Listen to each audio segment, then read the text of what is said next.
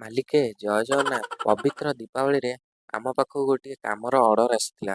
ମାଲିକେ ସେଥିପାଇଁ ମୁଁ ସକାଳୁ ସକାଳୁ ଗାଧେଇ ପାଧେଇ ଚିକଣ ଚାକଣ ହେଇ ମହାପ୍ରଭୁଙ୍କ କାମ କରିବା ପାଇଁ ବସି ପଡ଼ିଲି। ଆଜି ଆମେ ଯେଉଁ କାମଟି କରିବାକୁ ଯାଉଛୁ ସେହି ମୂର୍ତ୍ତିଟିର ସାଇଜ ହେଉଛି ମାତ୍ର 10 ଇଞ୍ଚ। ପବିତ୍ର ଦୀପାବଳିରେ ଏଭଳି ଶୁଭ କାମ ଭାଗ୍ୟରେ ଥିଲେ ମିଳେ।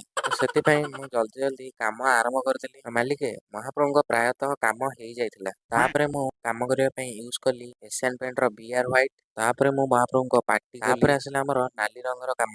ତ ମାଲିକେ ତାପରେ ମୁଁ ମହାପ୍ରଭୁଙ୍କ ନାଲି ରଙ୍ଗର ସମସ୍ତ କାର୍ଯ୍ୟ କଲି। ମହାପ୍ରଭୁଙ୍କ ହାତଠୁ ଆରମ୍ଭ କରି ମୁଣ୍ଡ ପର୍ଯ୍ୟନ୍ତ ସମସ୍ତ କାର୍ଯ୍ୟ ନାଲି କଲରରେ ହେଲା। ତ ମାଲିକେ ଏ କାମରେ ମୋ ଭାଇ ମତେ ଟିକେ ହେଲ୍ପ କଲା, ଯାହା ଫଳରେ କି ମୁଁ କାମଟିକୁ ଜଲ୍ଦି ଜଲ୍ଦି ସାରିଦେଲି। ତ ମାଲିକେ ଫାଇନାଲି ଆମର କାମ ଏବେ ସରିଯାଇଛି। ଆପଣମାନେ ଦେଖିପାରୁଥିବେ କେମିତି ଲାଗିଲା ନିଶ୍ଚିତ କମେଣ୍ଟ କରି ଜଣାଇବେ। ରହୁଛି, ଦେଖାହବ ପୁଣି ଗୋଟେ ନୂଆ ଇଣ୍ଟରେଷ୍ଟିଂ ଭିଡ଼ିଓ ସହିତ। ଜୟ ଜଗନ୍ନାଥ।